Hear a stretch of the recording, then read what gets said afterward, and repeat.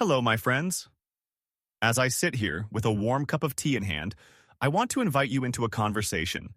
Not a lecture, not a list of numbers, but a real conversation about something that touches nearly all of us as we age: blood pressure. You see, for decades, we've been taught to worry about the top number, the systolic blood pressure.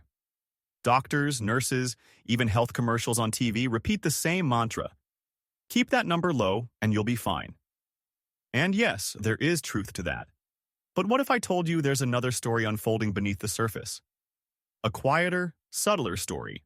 One that doesn't shout, but whispers. That whisper comes from the bottom number, the diastolic pressure.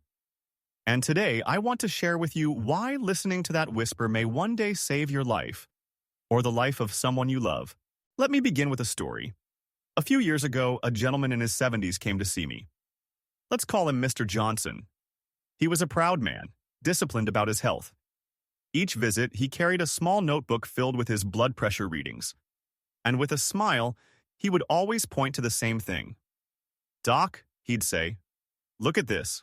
My top number is perfect. 120? Sometimes 130. Textbook. I must be doing something right." And he was right, in a way. The top number looked good. But a few months later, I received a call from the hospital. Mr. Johnson had suffered a stroke. He had collapsed suddenly, shocking his family because everyone believed he was healthy.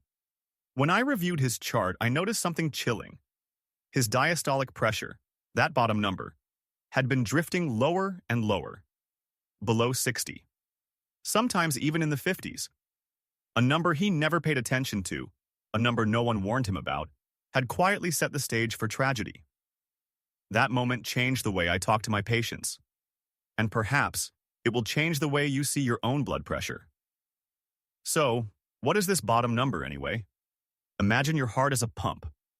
When it squeezes, pushing blood into your arteries, that's the systolic pressure, the top number. But the heart doesn't squeeze constantly. Between beats, it rests. And during that rest, the pressure in your arteries falls. That's your diastolic pressure, the bottom number. Now here's the crucial part. Those moments between beats are when your brain, your kidneys, and your heart muscle itself receive steady nourishment. If the diastolic number falls too low, those organs aren't getting what they need. It's like watering a garden. The systolic pressure is the strong spray from the hose. But the diastolic pressure is the constant trickle that keeps the roots moist.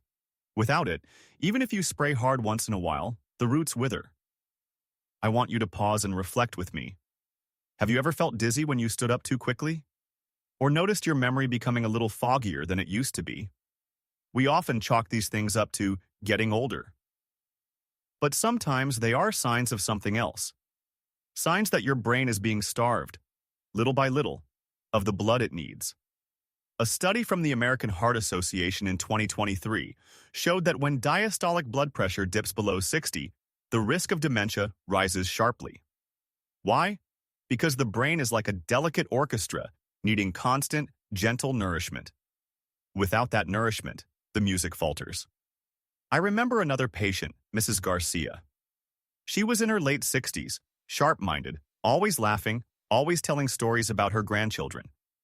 But over a few years, she began to forget little things. At first, it was charming, misplacing her keys, telling the same story twice. But soon, her family noticed real decline. When we checked her records, her diastolic readings were consistently in the low 50s. Her medication, which was doing a great job keeping her top number low, was quietly starving her brain. This is the silent starvation, and it happens to far more people than we realize. Now let's add another piece to the puzzle: pulse pressure. Pulse pressure is the difference between the top number and the bottom number. A wide gap, say 160/80, or even 130/60, may look not too bad at first glance.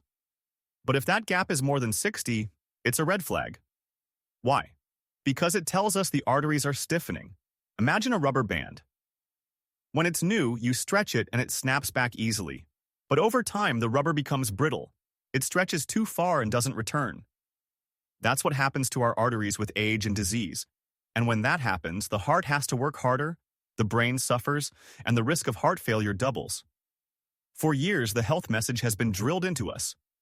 Lower your blood pressure no matter what. Commercials, pamphlets, even some doctors repeated this without nuance. But here's the truth I want you to take to heart. Lower is not always better. Balance is what matters. When your diastolic number falls too low, it's like cutting the fuel line while bragging that the engine is running smoothly. The engine may purr for a while, but eventually it sputters and fails. I've seen patients faint, lose consciousness, or decline mentally, all because their medication was too aggressive. And what breaks my heart is that many of them believed they were doing everything right. After decades in medicine, I find myself coming back to three lessons again and again. The diastolic number is the whisper of the heart. Ignore it, and you ignore a vital part of your body's story. When that number is too low, the brain and organs are starved. And starvation is silent, until it becomes irreversible. Health is about balance, not extremes. Not too high, not too low. Just as in life, harmony brings resilience. These aren't just numbers. They're life lessons carried in the rhythm of our own bodies. So what can you do? First, get to know both numbers on your blood pressure reading. Don't let your eyes stop at the top. Pay attention to the bottom and to the space between. Second, track your readings over time. A single number doesn't tell the whole story, but patterns reveal truth. Third, talk to your doctor. Really talk. Ask about pulse pressure. Ask what your diastolic number means for you. Don't be afraid to advocate for yourself. And finally, remember that pills alone are not the solution. Lifestyle. The food you eat, the sleep you nurture, the stress you manage, the joy you cultivate. These are the true architects of healthy blood pressure. At my own age, past 60, I've come to see blood pressure not as an enemy, but as a companion, a quiet messenger telling me how my body is handling the years.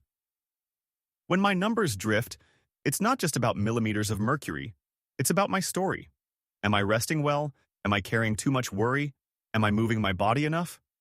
Blood pressure is not a number to fight, but a friend to listen to. And perhaps that's the greatest lesson of all. Health is not about resisting age, but about harmonizing with it. So let me leave you with a question. When was the last time you truly listened to your body's whispers? Not the loud alarms, not the pain that forces you to stop, but the gentle signals, the fogginess, the dizziness, the fatigue. What if, by honoring those whispers, you could prevent the storm before it comes? My friends, take care of your numbers, but more importantly, take care of the story behind them. Remember Mr. Johnson, remember Mrs. Garcia, and remember that balance, not perfection, is the path to health. If this conversation has touched you, share it with someone you love. Because knowledge kept to ourselves can fade, but knowledge shared can save a life. Until next time, stay gentle with your body, stay curious about its whispers, and stay hopeful about the years ahead.